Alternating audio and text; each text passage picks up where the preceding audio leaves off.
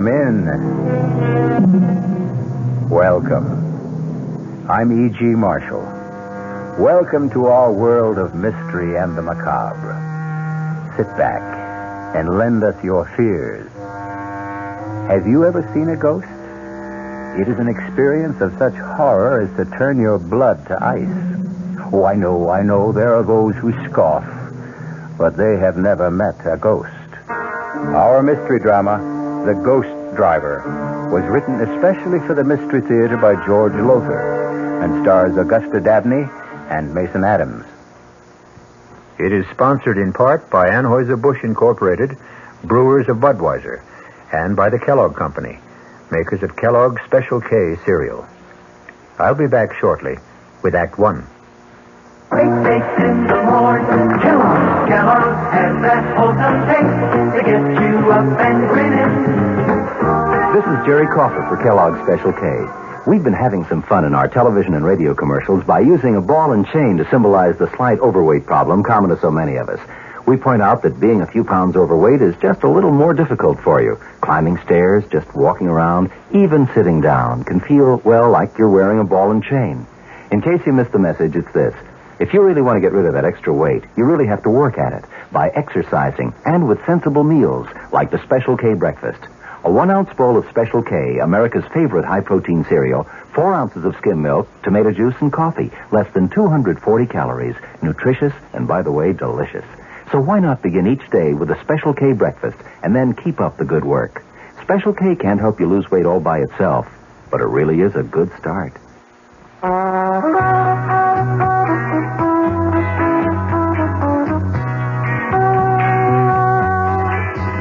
No matter what you're saving for, that's what Suburban Savings for Suburban. Suburban Savings offers you an easy way to borrow without touching a penny in your regular savings passbook account. Just let Suburban loan you the money. It's called Suburban Savings Passbook Loan. You can borrow up to 90% of the total amount you have on deposit at reasonable rates, and you can pay off your loan at your convenience. When your loan is repaid, you still have all of your savings intact, plus interest. So if you need money, why not take a loan from Suburban without touching your savings? Suburban Savings Passbook Loan in New Jersey at Bayonne, Edgewater, Elmwood Park, Emerson, Hackettstown, Morris Plains, Nutley, Paramus, and Sparta.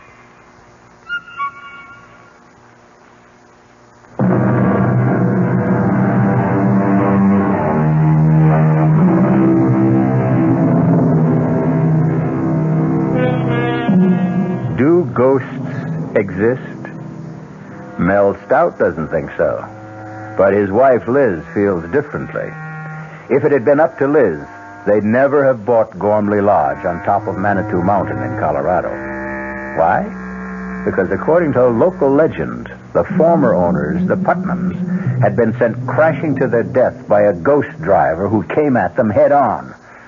Now, in the living room of the lodge... Liz, I've had it up to here with that brother of yours. Oh, now, Mel. I mean, he promised to help finish painting his living room before the Duncans arrived tonight, and where is he? Mel. I'll tell you where he is. He is out on the slope skiing, enjoying himself as usual. Well, do you just be reasonable. Now, if we didn't have Rory, where would we get a ski instructor, I'd like to know? We certainly can't afford to hire one, any more than we could afford to have this place painted. Oh, I'm sorry. It's just that I've got so darn much on my mind.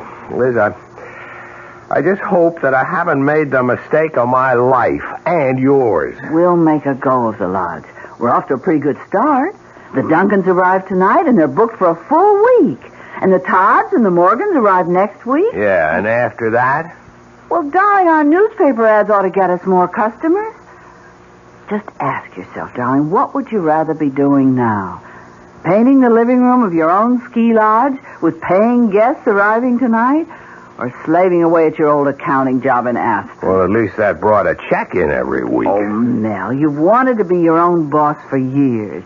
And so we bought this old mansion on top of Manitou Mountain to start our own ski lodge. The old Gormley Mansion.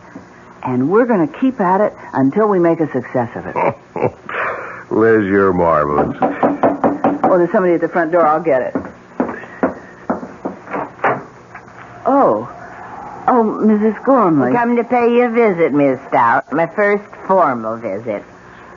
Well, that's very good of you, Mrs. Gormley. Well, won't you come in? All right, Jason. You heard the lady. Wheel me in. Yes, Mother. You know my son, Jason. You've met? Yes, briefly.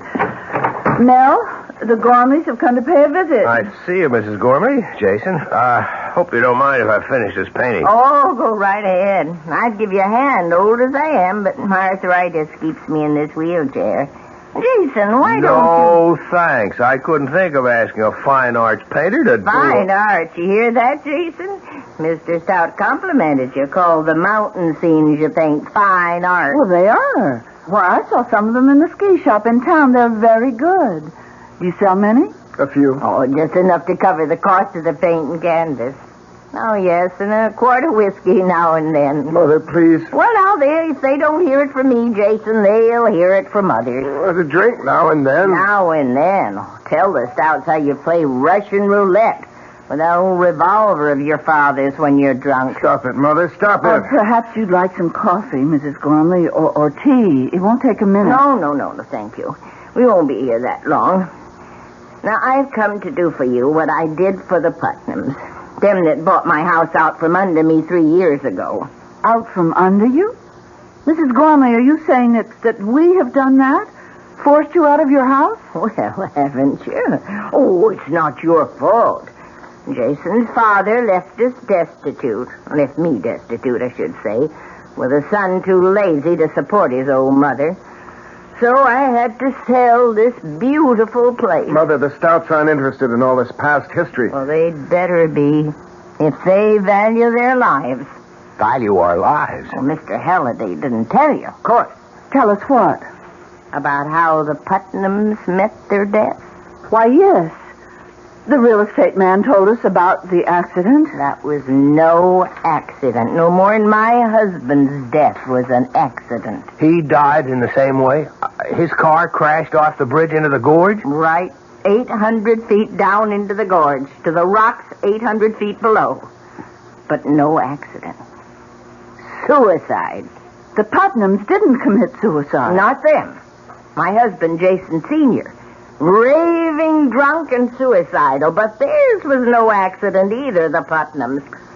He drove them off that bridge. Who? My husband. Now, wait a minute, Mrs. Gormley. If your husband was dead...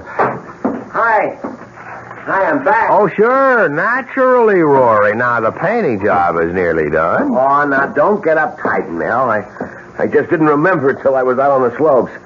Hi, Mrs. Gormley. Jason. Paying a little social call? It's anything but social. Mrs. Gormley, are you saying that your husband, even though he was dead, somehow killed the Putnams? Liz, come on now. All right, I'll tell you. After my husband's death, when I realized I'd been left penniless, and that I'd have to sell this place, I fell into a state of depression. When the Putnams bought Gormley Lodge, well, they were going to use it as a winter home, not turn it into a ski resort like you. When they bought it, and I had to move into the little guest house, I was so sad I thought I'd die. For days and days I sat and wept, and then one night, my husband come to me. Your husband? You dreamed? It was no dream. Oh, it was my husband. His ghost. Oh, for the love... Rory. Stood at the foot of my bed. And he begged my forgiveness for leaving me a pauper and breaking my heart. And he said, Jessica, I promise you'll live in Gormley House again. And then he vanished. The very next night, the Putnams crashed through the bridge over Gormley Gorge. Well, accidents do happen. It was no accident. Now, the real estate man didn't tell you the whole story. Mrs. Putnam lived long enough to tell just what had happened. Well, you can ask the sheriff. The Putnams didn't go off the bridge by accident. They were driven off it. Forced to swerve off it by an oncoming car. A car driven by a skeleton. Good heavens. That's what I wanted to tell you. And now you know. Good day. Well, what kind of a put-on is this? She's trying to scare us out of here. I'm trying to save your lives. You're trying to get back into this house. That's what you're doing. Just the way you moved back after the Putnams got killed and lived here a full 3 years until now. Rory, have some respect for that. Respect? No way. She may be old, but she's as shrewd as they come. She frightens you off, then moves back in again and stays until some other sucker comes along. I warn you. Just let us know when your husband's ghost shows up again. It did. What? Last night. Oh, man, this is the neatest ripoff Shut up, Rory. Will you... Your husband's ghost? Last night? Yes. And he used the same words. Jessica, I promise you'll live in Gormley Lodge again. Oh, I beg you, listen to me. The Putnams wouldn't and went to their death. Oh, Mrs. Gormley, you're really out of sight. You know... You, so smart. You're so sure of yourself. You think he isn't watching and listening, my husband? Do you think he doesn't know how you insulted me? Do you think he'll not repay you? Oh, yes. If people are to die this time, too, you will be the first. Now, be warned. Jason, wheel me back. Be warned.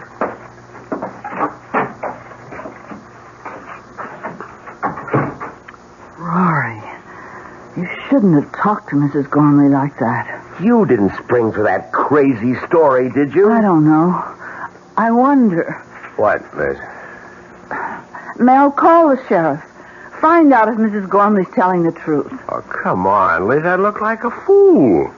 Anyhow, I've got to finish this paint job. What? Liz, you're not... I must find out. Suit yourself. You always do.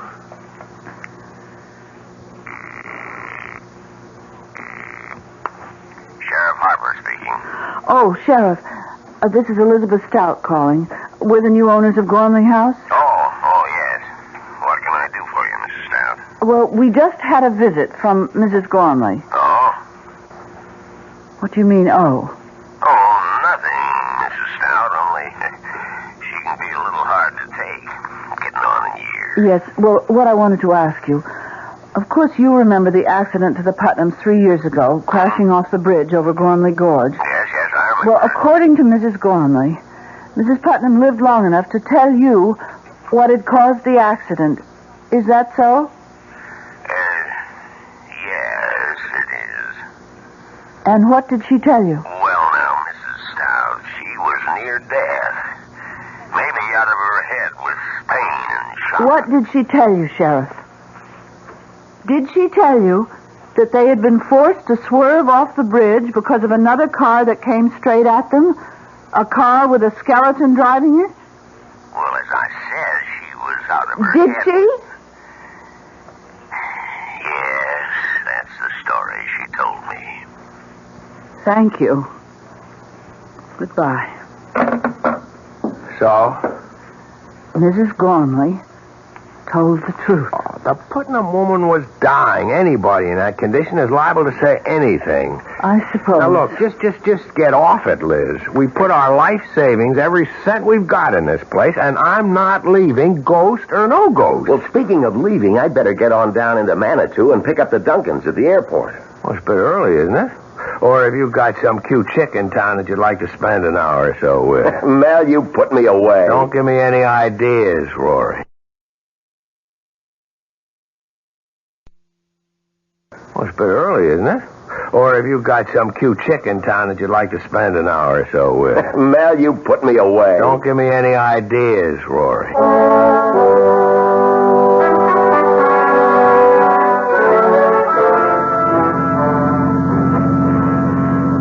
This is some road, Rory. You drive it often? In the dark, I mean? A few times, Mr. Duncan. Well, it's frightfully steep and curvy. Now, don't push the panic button, Mrs. Duncan. I'll get you to the top of Manitou Mountain safe enough. You'll be enjoying a hot toddy in front of the fireplace at Gormley Lodge before you know it. Maybe you better slow down a little. Ah, it's okay. That was just a patch of loose shale. You much of a skier, Mr. Duncan? Oh, I do okay. My wife will need some lessons, though. I take it Gormley Lodge has a pro. Oh, the best. Me? Well, fine. Say, this road is steep and curvy. Must be pretty spectacular. Views, I mean, in the daytime. It's spectacular enough right now, what I can see in the headlights. We've got some views, all right.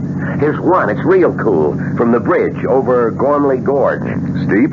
800 feet straight down. Yeah, it's too bad there isn't a moon tonight.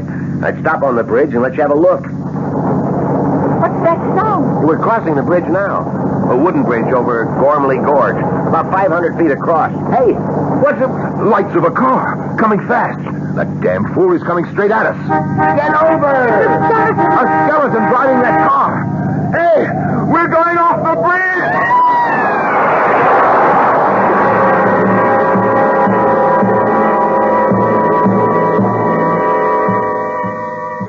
I'll be back shortly with Act 2. If you have the nerve to return, that is. Hello, Chucks.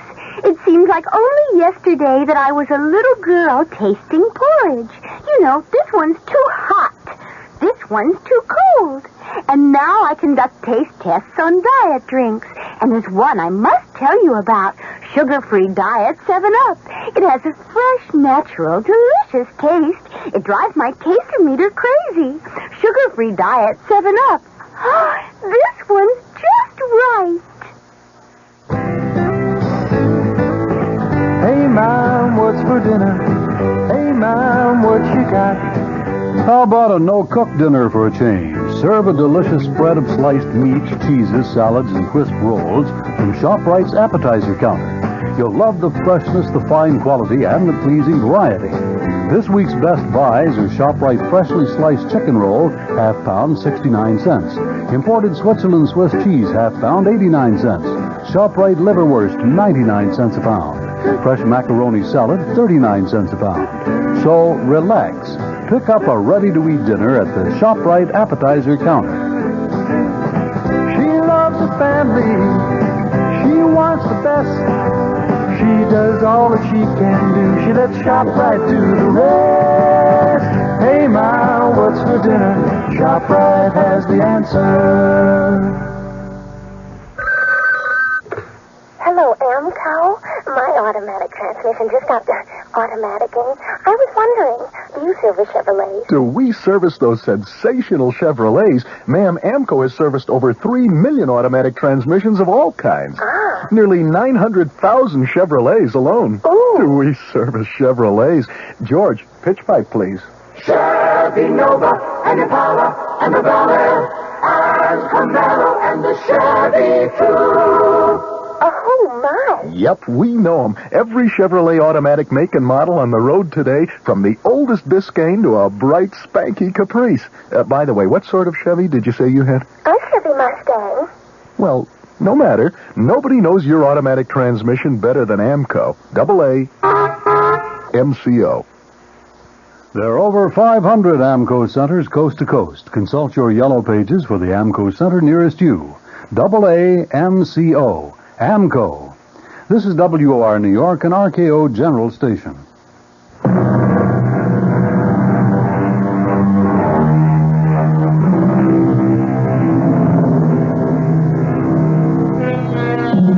Terror, unless you have experienced it, is only a word. I could employ all the art at my command, my voice, the words I choose, to convey to you the full impact of terror.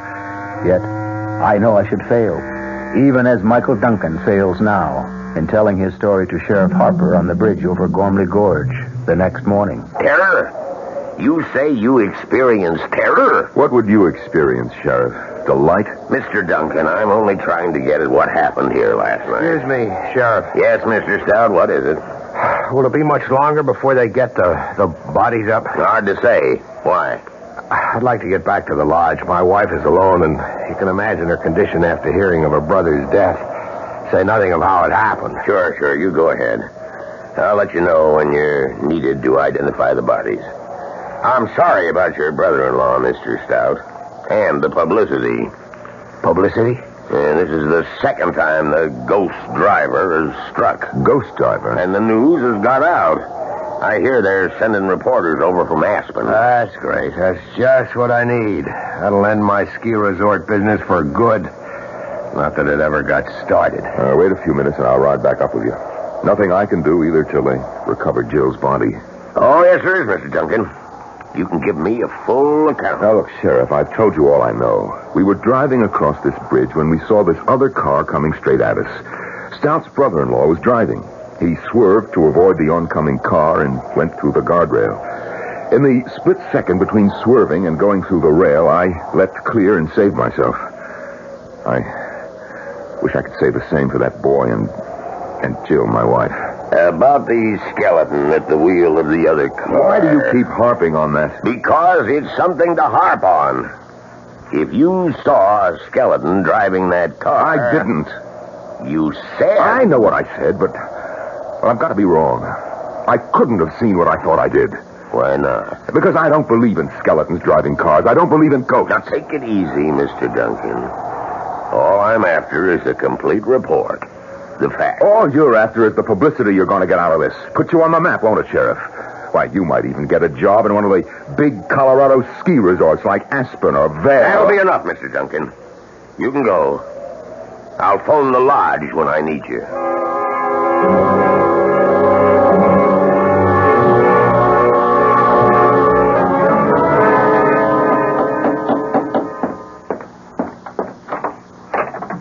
Mrs. Gormley.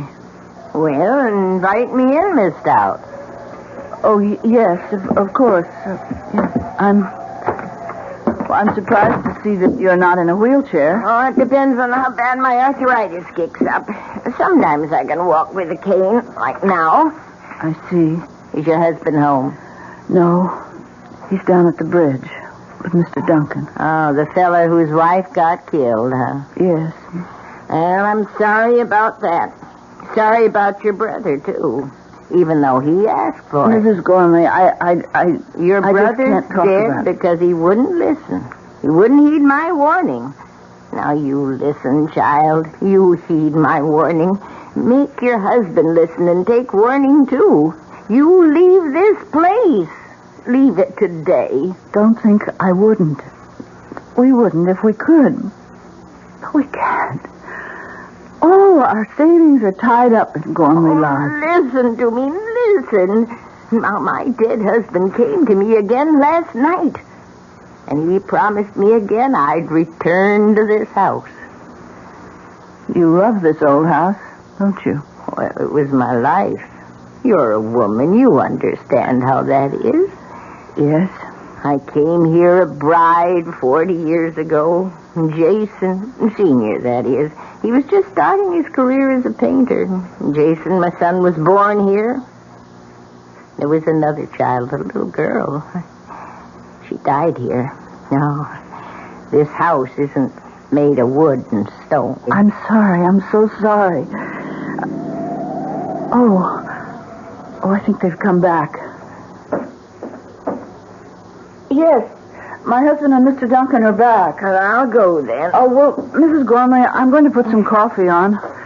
You stay. Have a cup. No, I can't bear to go on looking at people who I know are going to die. What's this? Die? Who's going to die now? You are, Mr. Stout. You and your wife. If you don't heed my warning and leave as soon as possible. Now, what's all this, Stout? Who is this woman? Jessica Gormley used to own this place. Oh, the woman you told me about. The one who claims her husband's ghost visits her. I don't just claim it. It's true. Who are you? My name's Michael Duncan. Oh, yes. The one whose wife went to her death in the gorge last night. Well, you take my advice, too. You leave here. Leave as fast as you can. How about a drink, Stout? Oh, so you two won't listen. The ghost driver killed your wife last night, and yet you won't listen. Well, let me warn you once and for all. What was that? A shot. It was a gunshot. Jason! Oh, it's happened. He's killed himself. Oh. She's fallen. Liz, help her up and keep her here. Duncan, you come with me.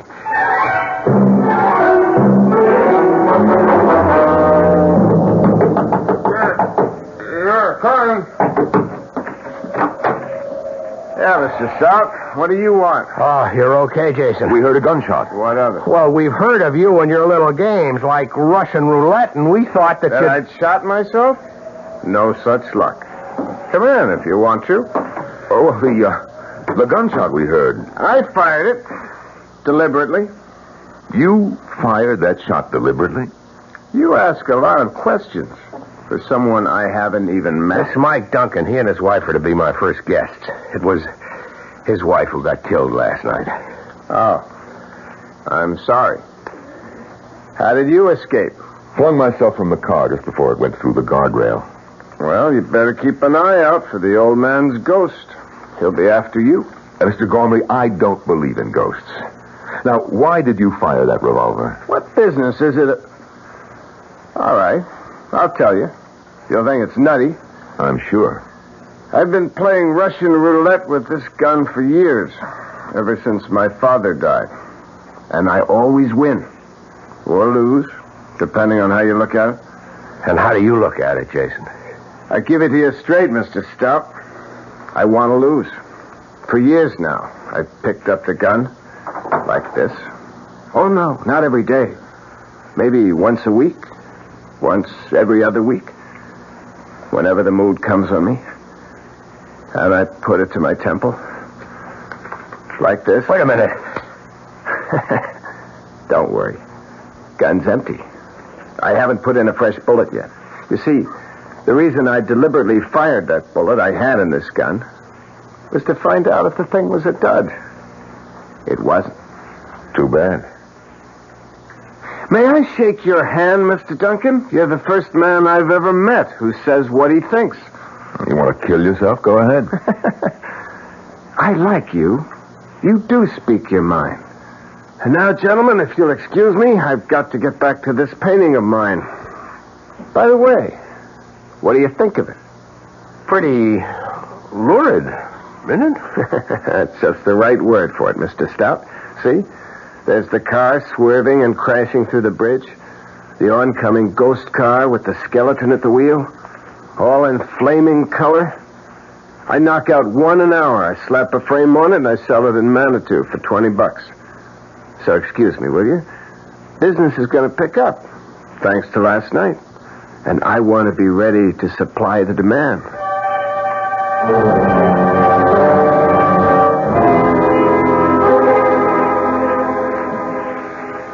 It's been a rough 24 hours, Miss Stout. It's a nice chair. Just right for sitting in front of a fire. Cost you plenty, I'll bet. Yes, plenty. But that isn't what I'm thinking about. You're thinking about your brother and my wife lying in their coffins at the undertaker's in Manitou. Yes, and also that even a small village like Manitou has an undertaker. Birth, death, taxes. The only sureties in life, Mrs. Stout. Liz. Mike. I like your husband.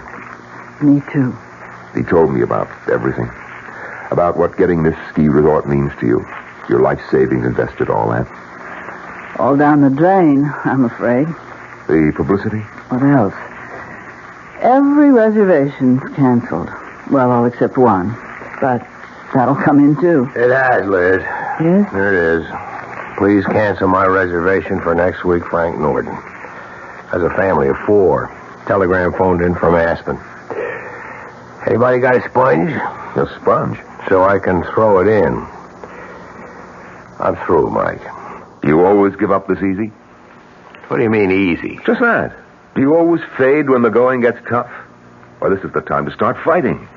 Does it make good sense to let all this go down the drain because somebody's playing a trick on you? A murderous trick? Do you think it's a trick? What else could it be? A skeleton driving a ghost car? What else but a trick? Well, what else? You were in that car last night. You saw. And it was a skeleton behind the wheel of the oncoming car. You told the sheriff that. You can still say that it was a trick, yes. What kind of trick? Damn it, Mike, you admit you saw a skeleton driving a car, but you can still call it a trick? See, I see you don't answer. Look, Mel, I'm a practical man, a businessman. You think being a businessman is simple? Oh, no. I've had troubles that would make yours look like nothing. Today you won't find anybody more successful than me. But I've been bankrupt twice. Yes, and paid off every cent. How? Well, not by running away, the way you want to, but by standing up and fighting.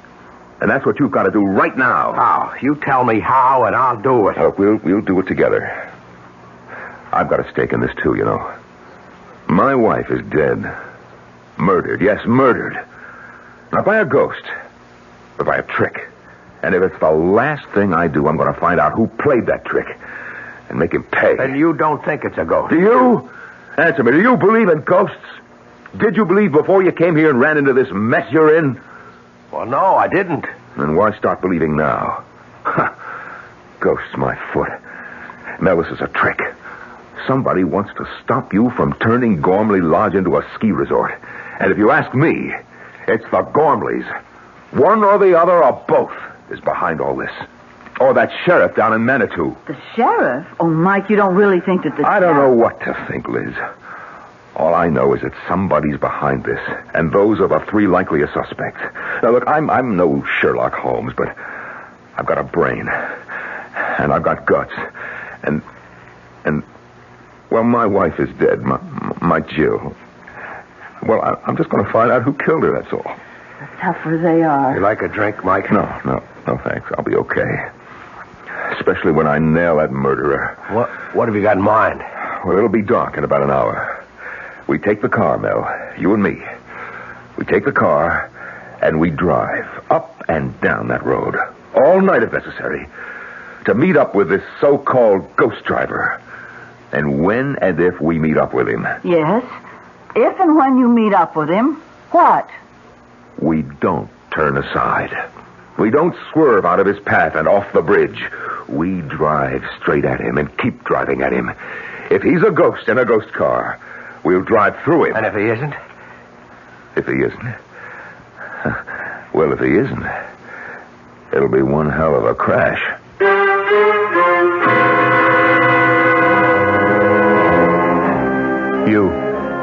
You out there listening, what would you do? If you were Mel Stout, would you accept Mike Duncan's challenge? I'll be back shortly with Act 3. Ever see a beer drinker pour his beer real easy down the side of the glass? Maybe you do it yourself. If so, the Budweiser brewmaster thinks you're missing something, especially if you're a Budweiser drinker. You see, Bud is brewed, so it will kick up a healthy head of foam. Exclusive beechwood aging and natural carbonation make it a lively brew. Well, anyway, pouring Bud plunk down the middle of the glass helps bring out the best in that clean white Budweiser foam and real beer aroma. It also helps you get the full benefit of a taste, smoothness, and drinkability you'll find in no other beer at any price. Remember, brewing beer right does make a difference. Next time, pour that Budweiser right down the middle and see for yourself. Anheuser-Busch, St. Louis.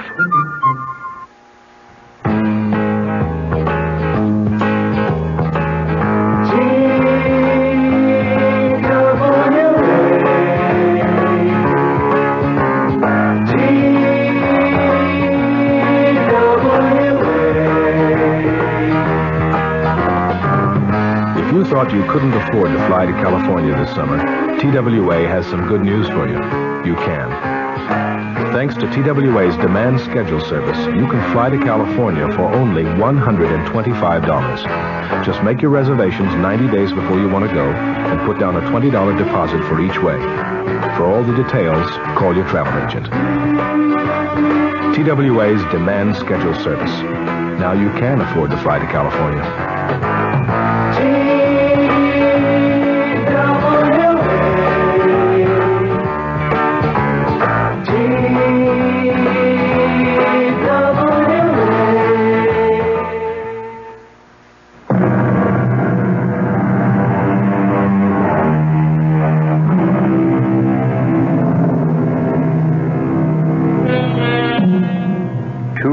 Are now driving the twisting, precipitous mountain road that leads to Gormley Lodge. One, Mike Duncan, believes that the ghost driver they hope to meet is nothing but a trick. Mel Stout, his life savings, every penny at stake, has had no choice but to go along. Mike, I'm bushed. Let's make this the last trip. We're going to drive up and down this road till dawn. Yes, and night after night if we have to. Until we meet up with our so-called ghost driver. This is the 6th time we've been up and down this mountain road. Okay. Pull over. I'll drive. Get out your side. I'll slip behind the wheel. Yeah. Hey, there's a car coming up behind us. Red light flash. That must be the sheriff. Yeah, it's the sheriff, all right. And Mr. Stout. Oh, and you, Mr. Duncan. What are you doing here, Sheriff? Well, that's what I want to ask you. I got a report from Mountain View House across the valley there that they were seeing headlights going up and down this road. Guess I don't have to tell you everybody around here's on edge after what happened last night. Now, what are you up to? We're not up to anything, Sheriff.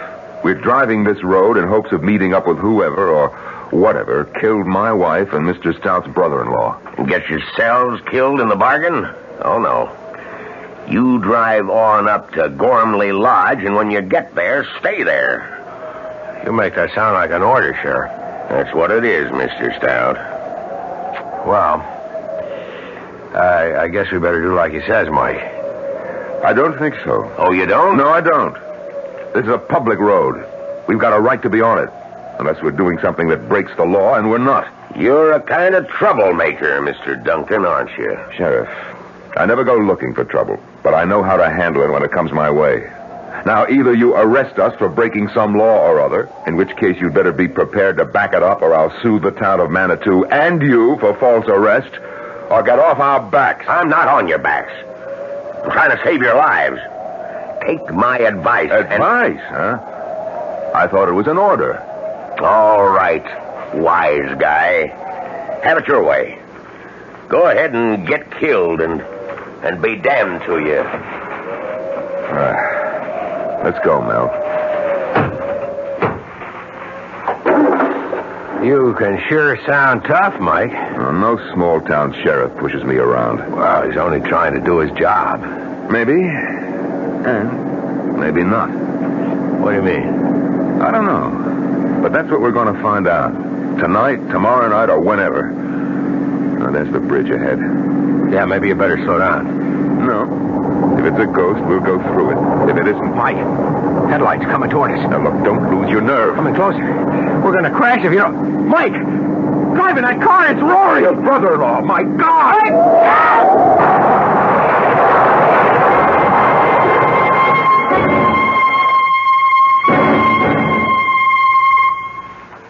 Mel, Mike, I can't believe it. Can't believe it myself, Liz.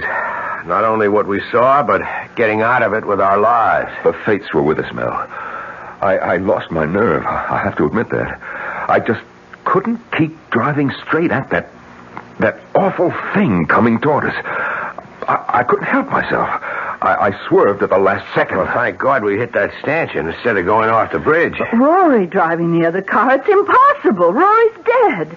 We're burying him tomorrow. Rory's dead, that's for sure. But it was Rory driving that car, that's for sure, too. Then ghosts do exist? Mel? Yes, hon? After the funeral tomorrow, let's get out of here. Let's go away from this place as fast as we can. And go where? Oh, back to Aspen, of course. Liz, we're broke. We haven't enough dough left for a motel room. Where would we stay? How would we live? Mel, I didn't know things were that bad for you. Putting this place back in shape cost me just about every penny I had. Well, look, would a loan help? You'd be willing to... Oh, sure. I like you two, and, well, the way things turned out, we've gotten to know each other real fast. Practically friends. So... Well, if you can use a loan... That's generous of you, Mike. It is generous of you, Mike, and I appreciate it, but... No, thanks. What'll you do? Do what you said I ought to do. Fight this thing.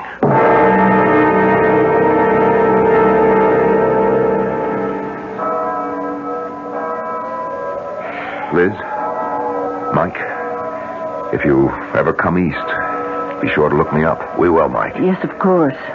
You won't change your mind about the loan? Can't. Would only be putting off what's bound to happen. Unless Unless what? Unless I can find the answer to what goes on here. There's something bothering me, something I feel that I saw somewhere but didn't pay much attention to at the time. Well, what about it, this something? It's just something that's bothering me is all. Something that just could give me the answer to all of this. Well, good luck. You deserve it. Oh, there's the taxi that's going to take me to the airport. Goodbye, Liz. Goodbye, Mike. Bye-bye, Mike, Bye. and thanks. Well, we'd better get on back, Liz. Liz, you coming? Yes. Mel, you better know it now. No matter what you intend to do, I won't be staying.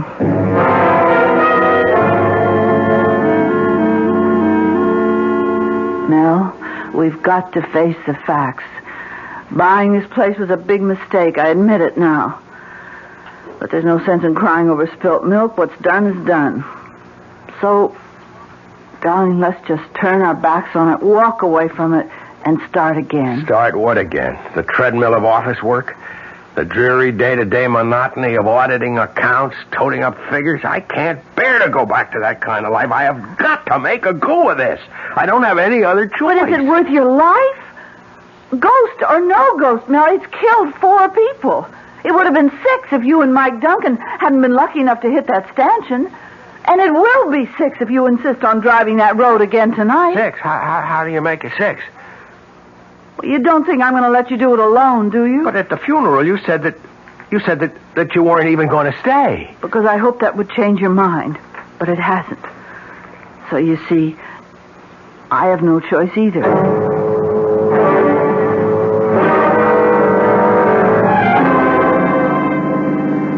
It's just like last night with Mike. From the top of the mountain down to Manitou, then back up again and again, and no sign of him. But he did show, finally. And Mike lost his nerve, swerved aside at the last second. Let's hope I don't lose mine. Will it matter? What do you mean? Well, if you lose your nerve, we'll go off the bridge. If you don't, and the ghost car isn't a ghost car, we'll be killed in a crash. If there is a crash, but there won't be. You seem awfully sure of that. I am. Remember at the cemetery I told Mike there was something I had seen but hadn't paid any attention to? Yes. And that if I could only remember what it was, I'd have the answer to all of this? Yes. Well, it's come to me. Driving up and down the mountain tonight, it suddenly came to me. See, it wasn't something I'd seen. It was something I'd heard and paid no attention to. Something I knew but didn't realize what it meant. And if I'm right, Liz, if I'm right... What is it? What did you remember? We're on the bridge now. Let me concentrate on driving. Mel? Mel, there it is. The ghost car is coming straight for us. Yes. And behind the wheel, driving it, it's Rory. Oh, my God, it's Rory. Oh, we buried Rory. But then it's his ghost, Mel. Get your hands off the wheel. Don't try to turn the wheel. We're going to crash. Mel.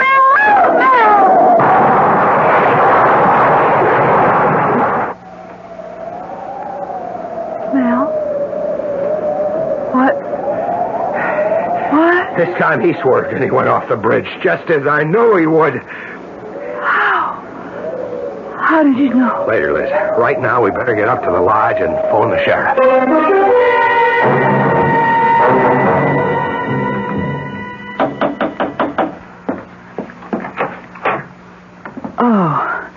Oh, come in, Mrs. Gormley. Mel? Mrs. Gormley's here. Please, won't you sit down? Yeah, thank you. Hello, Mrs. Gormley. I'm sorry about last night. I'm not. Mrs. Gormley, Jason was your son. Oh, he was the torment of my life. Every day I lived. Of course, I'm sorry he's dead, but I can only be glad it's over for me. Did you know that your son was the ghost driver? I suspected, but I was never sure. You see, it was Jason who wanted to go on living here in this house far more than I did. Oh, you can understand. He was born here. He grew up here. Started his painting career here in a fine, big studio upstairs. Tragic. Just tragic. Even more tragic if it hadn't been for you. How did you come to know? What made you realize that my son was the ghost driver? A gunshot. A gunshot? The shot he fired to see whether the bullet he used for playing Russian roulette was live or not. Well, I don't follow you.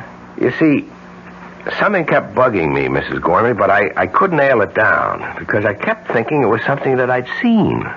But then suddenly I realized it wasn't something I'd seen, but something I'd heard. That gunshot. I still don't know. It got me to thinking about Jason playing Russian roulette, playing with life and death. And that got me to thinking a step further. Sure, Russian roulette. Only a fool or a would-be suicide would play it. But the fact remains that the odds are in his favor. Every time Jason spun the barrel of that gun and pulled the trigger, the chances were 5-1 against firing the bullet. Oh, but what was the connection between that and the ghost driver? Driving a car straight at another car is just another form of Russian roulette. Ah, yes, I see. Well, Sheriff Harper came to see me, and he said Jason was wearing a mask. A papier-mâché mask of your brother's face. Yes, and it wasn't a very good likeness of my brother. But it didn't have to be. It looked enough like him to fool you when you saw it under those awful conditions. The night and the headlights and the car coming straight at you. Fear did the rest. There must be another mask, the skeleton face. Oh, there is. We searched the studio and we found it, Sheriff Harper and me. Yeah, well, it's all over. Jason's at peace at last. God knows I soon shall be. Well, good day. Funny, though.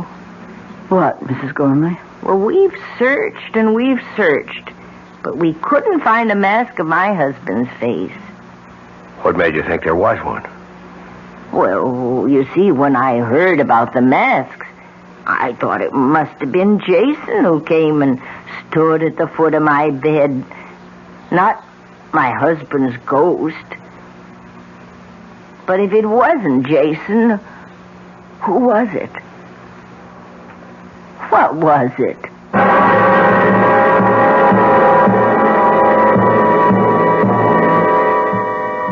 An interesting question. What was it indeed?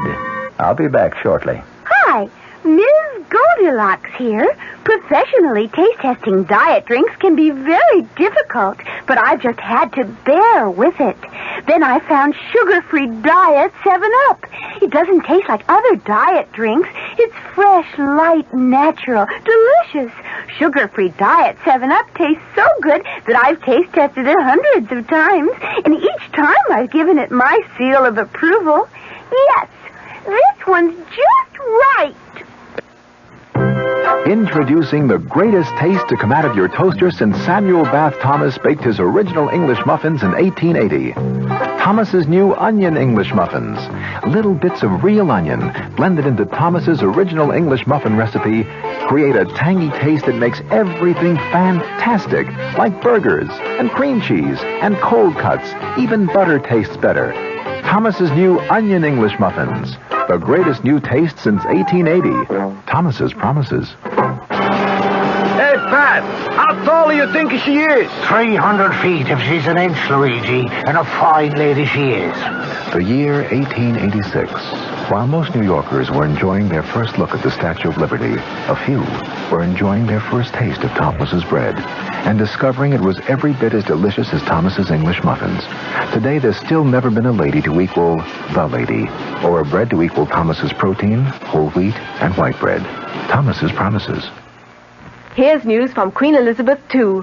Now you can sail to Europe on Queen Elizabeth II and fly home free. I'll repeat that. Sail to Europe on Queen Elizabeth II and fly back to New York free. She reaches Europe in 5 luxurious days. You have ample time for touring because you fly back. Meals and entertainment on board are included.